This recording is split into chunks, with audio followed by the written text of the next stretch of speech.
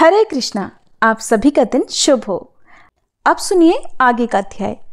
जैसा कि आप जानते हैं कि जलंधर की आज्ञा मिलने पर दैत्यों ने द्रोणाचल पर्वत, जिस पर अपार संजीवनी बूटियां थी, जिनका प्रयोग करके देवगुरु बृहस्पति सभी देवताओं को जो कि युद्ध में मारे जाते थे उन्हें पुनर्जीवित कर दिया करते थे, तो जब दैत्यों को जलंधर ने आज्ञा दी कि द्रोणाचल पर्वत उठाकर समुद्र में फेंक दो, तो दैत्यों ने वह संपूर्ण द्रोणाचल पर्वत उठाकर समुद्र में फेंक दिया।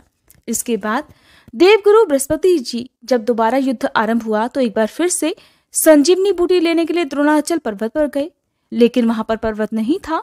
तो देवताओं का संहार होते हुए देखकर देवगुरु बृहस्पति घबरा गए।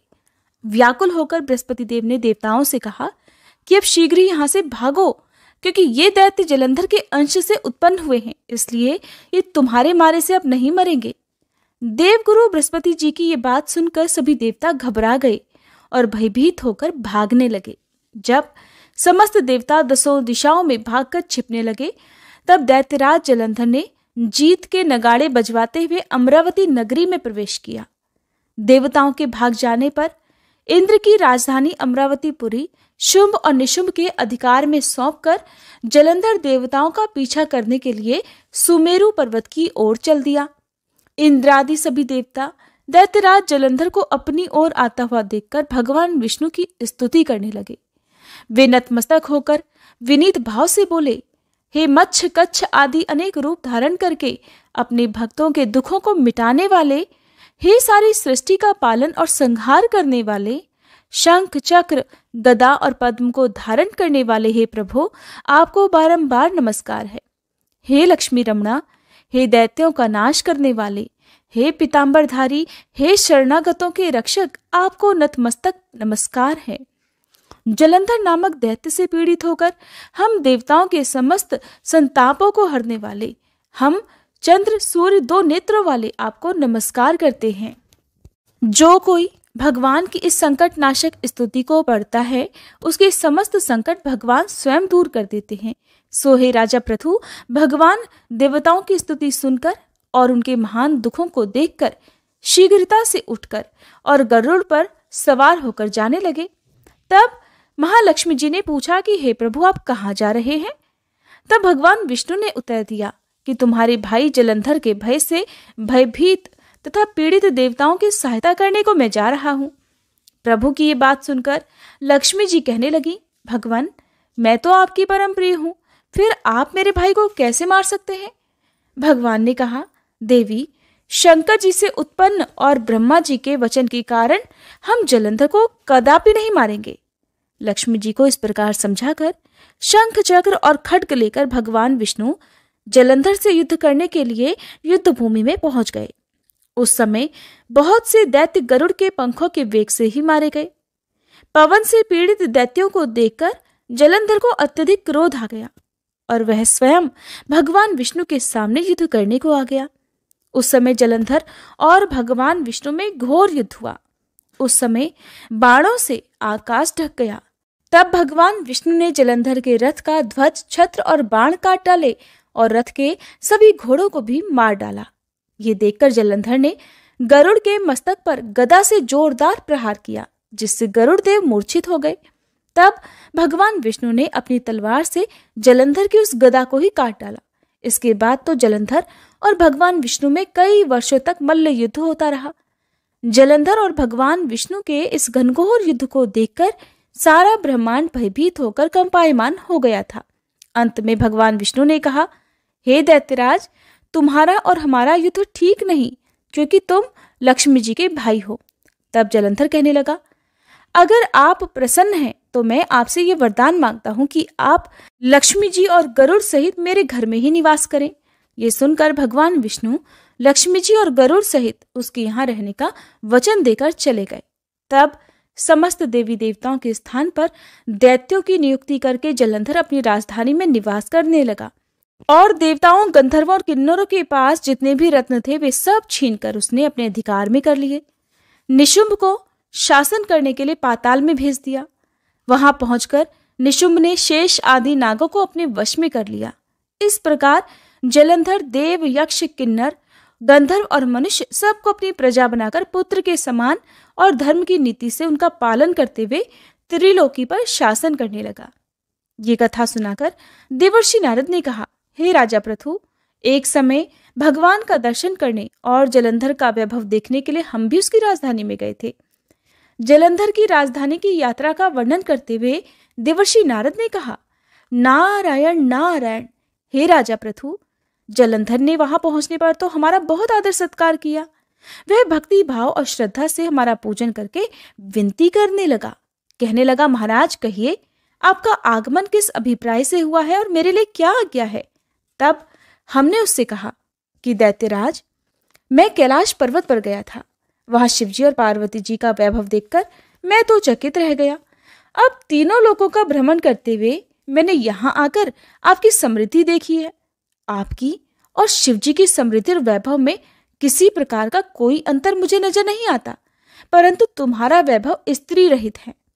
कामदेव के शत्रु शरीर पर भस्म लेपन करने वाले वीतरागी शिवजी के पास स्त्री रत्न के रूप में देवी पार्वती जी हैं। यद्यपि तुम्हारे पास भी अनेक सुंदर स्त्रियां हैं, परंतु उनमें से एक भी ऐसी नहीं जिसकी तुलना पार्वती जी से की जा सके। इसलिए तुम्हारा सुंदर स्त्री से रहित ये अधूरा वैभव देखकर यही निश्चित हुआ कि शिवजी के समान सारे ब्रह्मांड में किसी का वैभव नहीं है।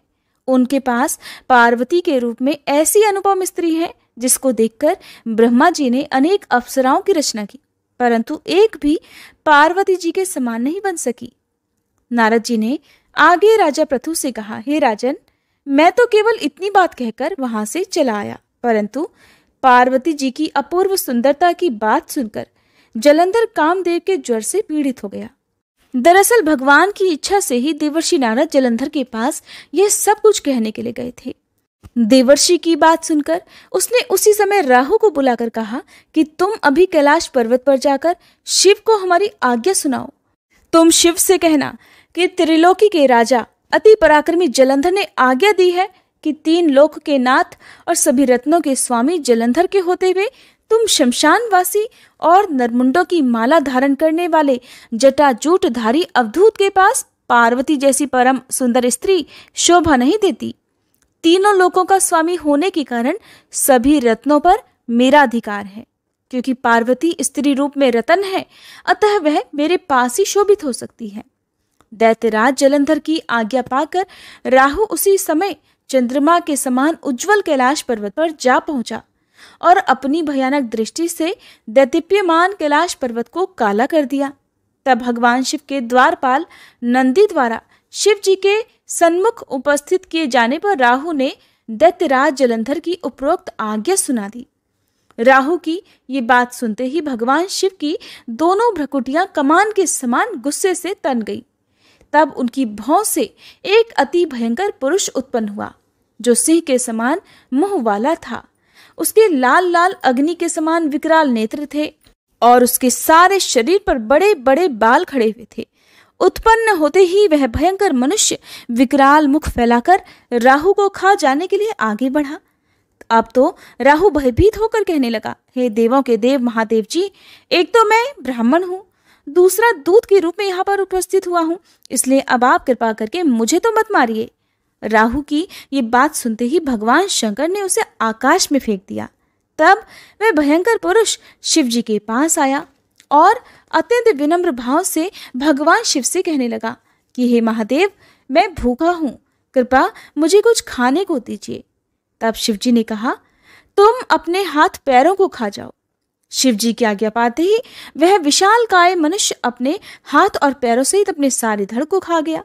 जब केवल मुंह ही शेष बचा तब भगवान शंकर ने प्रसन्न होकर उससे कहा कि तुमने मेरी आज्ञा का पालन किया है, इसलिए आज से तुम संसार में कीर्ति मुख के नाम से जाने जाओगे और आज से मैं तुम्हें अपना द्वारपाल नियुक्त करता हूँ। पहले पूजा तुम्हारी होगी, उसके बाद में हमारी होगी। तुम्हारी पूजा के बिना हमारी पूजा निष्फल ही रहेगी। उधर शिवजी के द्वारा आकाश में फेंका गया राहु बर्बर देश में जाकर गिर गया। राहु की ऐसी दशा सुनकर जलंधर अत्यंत क्रोधित हुआ और शिवजी से लड़ने के लिए दैत्यों की 1 करोड़ सेना लेकर अपने पुर से बाहर निकला। इसी समय उसके सामने से एक आंख वाले दैत्य गुरु शुक्राचार्य और अंग भंग राहु को उसने आते हुए देखा। इसके अलावा और भी अनेक अपशगुन हुए, परंतु उन्हें देखकर भी वह रुका नहीं।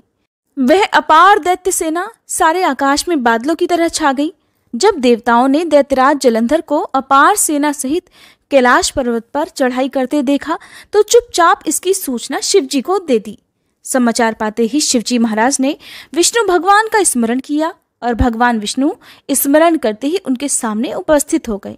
तब शिवजी ने भगवान विष्णु से कहा, हे नारायण, देवताओं को पीड़ा देने वाले इस महादैत्य को आपने क्यों नहीं मारा? इतना ही नहीं, आप स्वयं श्री लक्ष्मी सहित उसके घर में ही विराजमान हो गए। आखिर इसका क्या कारण है?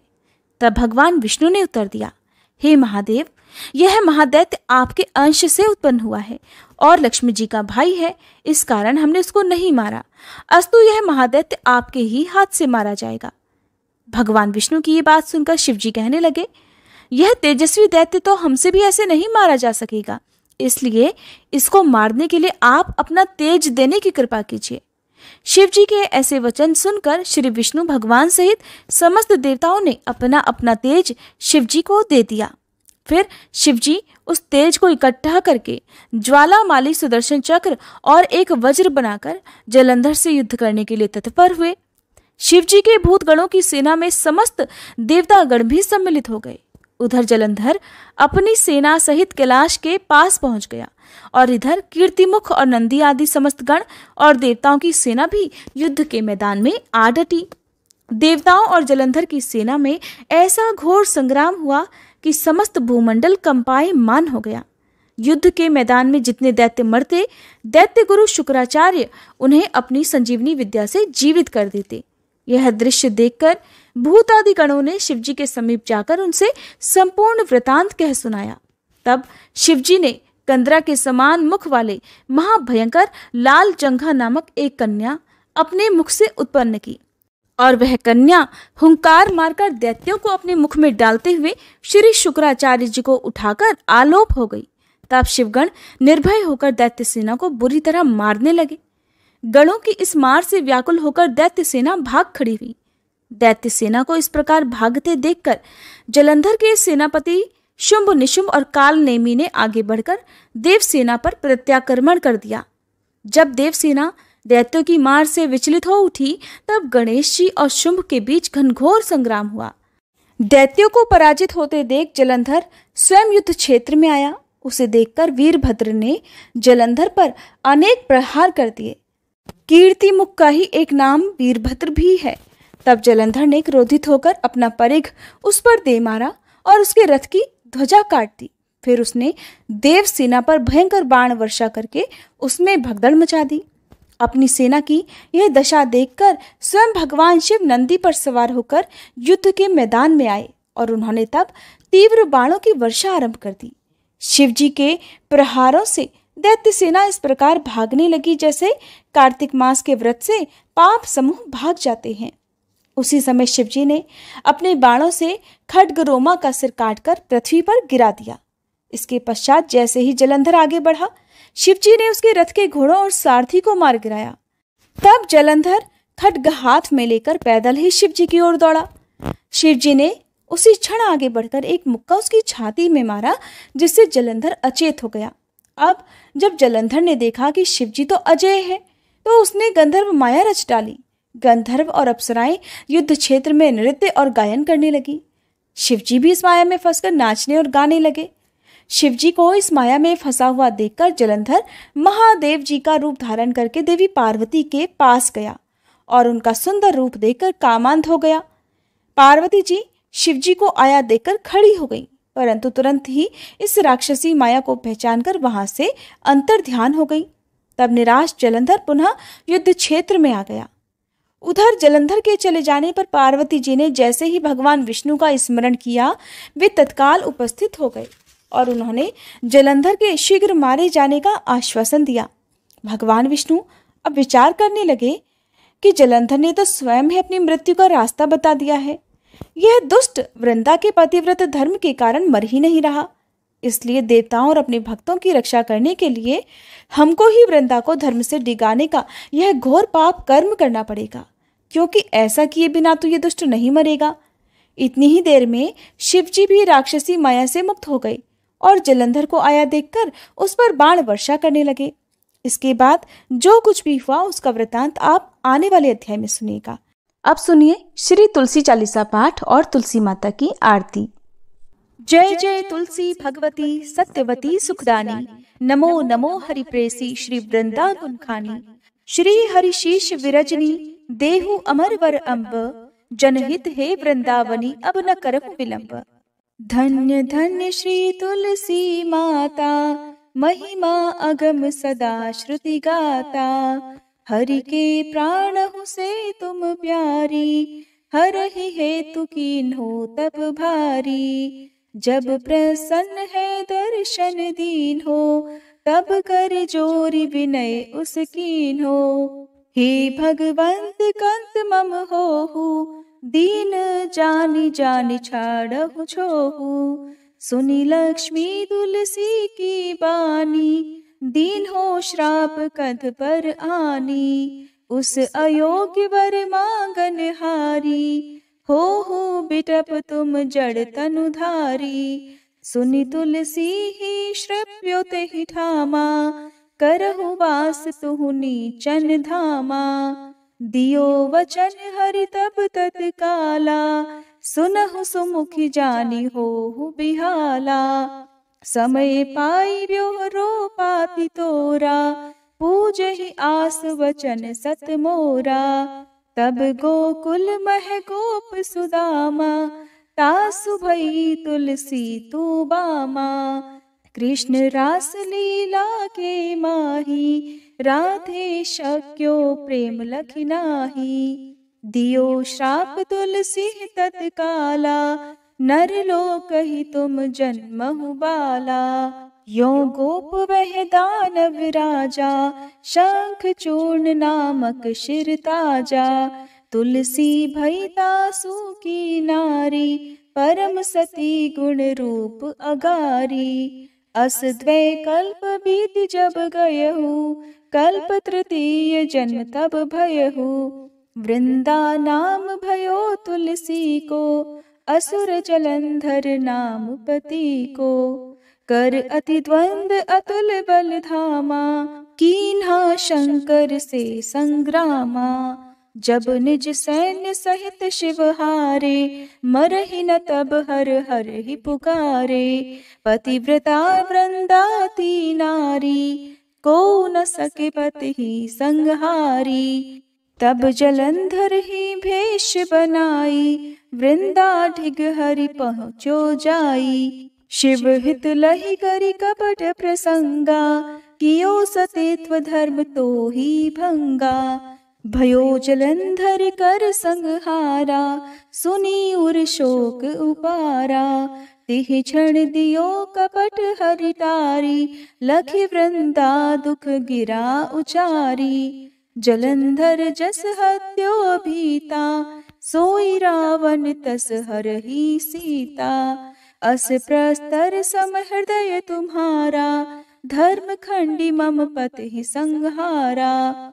यही कारण लहि श्राप हमारा, होवे तनु पाषाण तुम्हारा। सुनि हरि तुरत ही वचन उचारे, दियो श्राप बिना विचारे। लख्यो ना निज करतूत पति को, छलन चाहियो जब पार्वती को। जड़ मति तुह अस हो जड़ रूपा, जग में तुलसी बिटप अनूपा। धग्व रूप हम शाली ग्रामा, नदी गंडकी बीच ललामा। जो तुलसी दल हम ही चढ़ई है, सब सुख भोग परम पद पई है। बिनु तुलसी हरि जलत शरीरा, अतिशय उठत शीश उर पीरा। जो तुलसी दल हरि शिर धारत, सो सहस्त्र घट अमृत डारत।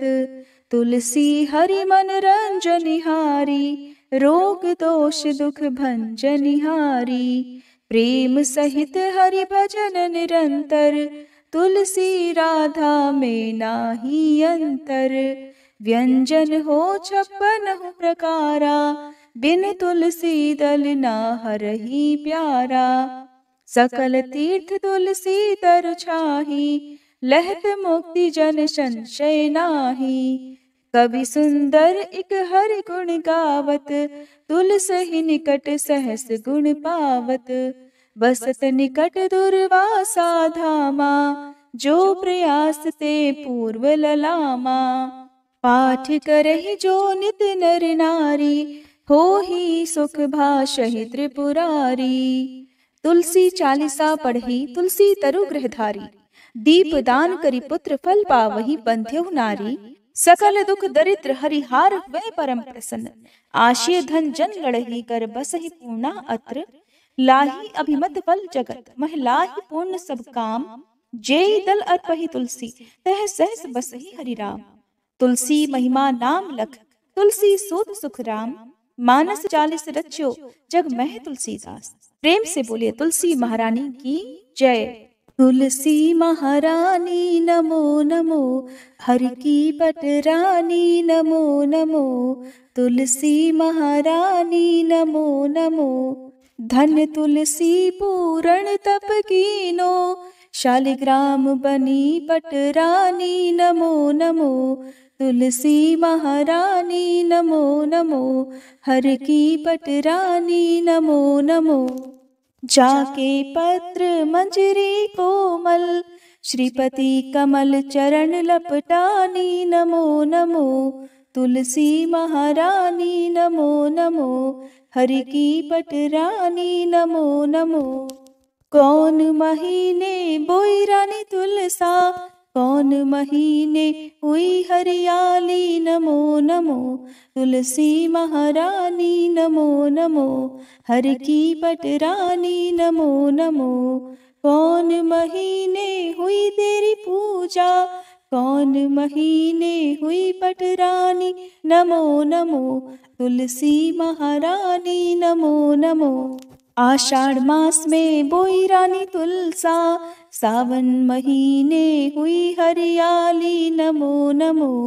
तुलसी महारानी नमो नमो, हरि की पटरानी नमो नमो। कार्तिक मास में हुई तेरी पूजा, मंगसिर मास हुई पटरानी नमो नमो। तुलसी महारानी नमो नमो, हरि की पटरानी नमो नमो। धूप दीप नैवेद्य आरती, पुष्पन की वर्षा बरसानी नमो नमो। तुलसी महारानी नमो नमो, हरि की पटरानी नमो नमो। 56 भोग 3600 व्यंजन, बिन तुलसी हरि एक न मानी नमो नमो। तुलसी महारानी नमो नमो, हरि की पटरानी नमो नमो। जो तुलसी को सवेरे गाए, श्री कृष्ण के दर्शन पाए नमो नमो। तुलसी महारानी नमो नमो, हरि की पटरानी नमो नमो। जो तुलसी को दोपहर गाए, खीर खांड का भोग लगाए नमो नमो। तुलसी महारानी नमो नमो, हरि की पटरानी नमो नमो। जो तुलसी को सांझ को गाए, श्री कृष्ण की आरती उतारे नमो नमो। तुलसी महारानी नमो नमो, हरि की पटरानी नमो नमो। जो तुलसी को रात को गाए, श्री कृष्ण के चरण दबाए नमो नमो। तुलसी महारानी नमो नमो, हरि की पटरानी नमो नमो। सब सखी मैया तेरो यश गावे, भक्ति दान दी जय महारानी नमो नमो। तुलसी महारानी नमो नमो, हरि की पटरानी नमो नमो। तुलसी महारानी नमो नमो, हरि की पटरानी नमो नमो।